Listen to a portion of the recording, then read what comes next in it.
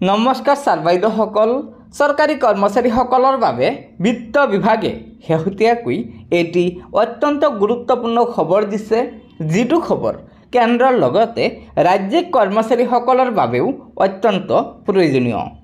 হয়, আপোনালোক সকলোৱে জ্ঞাত যে চৰকাৰী কৰ্মচাৰীসকলৰ দাবীৰ প্ৰতি গুৰুত্ব দি কেন্দ্ৰীয় চৰকাৰে চৰকাৰী কৰ্মচাৰীসকলৰ বাবে 1/4/2025 তাৰিখৰ পৰা কাৰ্যকৰী হোৱাকৈ UPS ব্যৱস্থা প্ৰৱৰ্তন কৰিছিল, যাৰ পৰিপ্ৰেক্ষিতত বিত্ত মন্ত্ৰালয়ে চৰকাৰী কৰ্মচাৰীসকলক NPSৰ পৰিৱৰ্তে UPS পেঞ্চন ব্যৱস্থা বাছনি কৰাৰ বাবে অন্তিম সময়সীমা বান্ধি দিছিল 30 জুন 2025 তাৰিখলৈকে।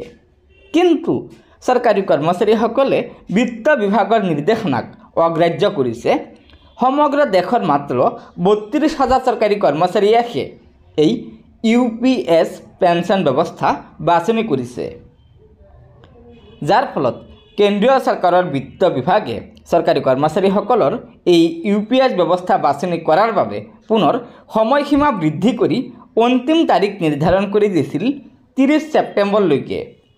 তথাপিতো বিত্ত বিভাগৰ এই নিৰ্দেশনাক চৰকাৰী কৰ্মচাৰীসকলে সঁহাৰি দিয়া নাই, অৰ্থাৎ UPS পেঞ্চন ব্যৱস্থা চৰকাৰী কৰ্মচাৰীসকলে বাছনি কৰা নাই, যাৰ পৰিপ্ৰেক্ষিতত কেন্দ্ৰীয় চৰকাৰে পুনৰ আজিৰ এই নিৰ্দেশনাখন জাৰি কৰি জনাইছে যে চৰকাৰী কৰ্মচাৰীসকলে অহা 30 নৱেম্বৰলৈকে এই UPS পেঞ্চন ব্যৱস্থা বাছনি কৰাৰ অন্তিম সময়সীমা বৃদ্ধি কৰা হৈছে।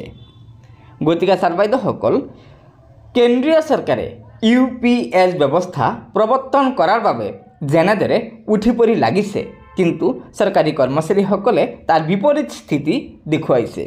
কিয়নো অসমৰ লগতে সমগ্ৰ দেশৰ চৰকাৰী কৰ্মচাৰীসকলৰ মুখ্য দাবী হৈছে চৰকাৰে OPS প্ৰৱৰ্তন কৰিব লাগে, যাৰ কাৰণে চৰকাৰী কৰ্মচাৰীসকলে NPS বা UPS এই দুটাৰ পৰা এটাও গ্ৰহণ কৰিব বিচৰা নাই। সেয়েহে কৰ্মচাৰীসকলে আশা কৰি আছে যে কেন্দ্ৰীয় চৰকাৰে অতি শীঘ্ৰে এই NPS বা UPS বাতিল কৰি চৰকাৰী কৰ্মচাৰীসকলৰ ভৱিষ্যতৰ সুৰক্ষাৰ স্বাৰ্থত OPS অৰ্থাৎ পুৰণি পেঞ্চন পুনৰ প্ৰৱৰ্তন কৰিব।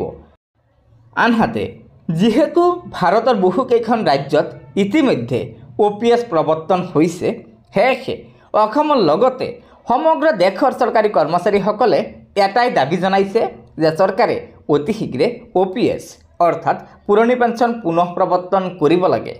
যেতিয়ালৈকে চৰকাৰে OPS পুনৰ প্ৰৱৰ্তন নকৰে, তেতিয়ালৈকে এই NMOPSকে ধৰি NPS কৰ্মচাৰীসকলৰ যিসমূহ সংগঠন আছে, সেই সংগঠনসমূহে আন্দোলন চলাই যাব।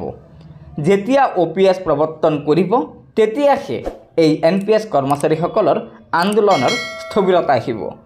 গতিকে ছাৰ বাইদেউসকল, লগৰ বন্ধুবৰ্গক এই ভিডিঅ'টো শ্বেয়াৰ কৰি আজিৰ এই গুৰুত্বপূৰ্ণ খবৰটো জনাই দিব আৰু নতুনকৈ অহা ছাৰ বাইদেউসকলে অনুগ্ৰহ কৰি আমাৰ এই চেনেলটো ছাবস্ক্ৰাইব কৰি ল'ব। ধন্যবাদ। জয় আই অসম।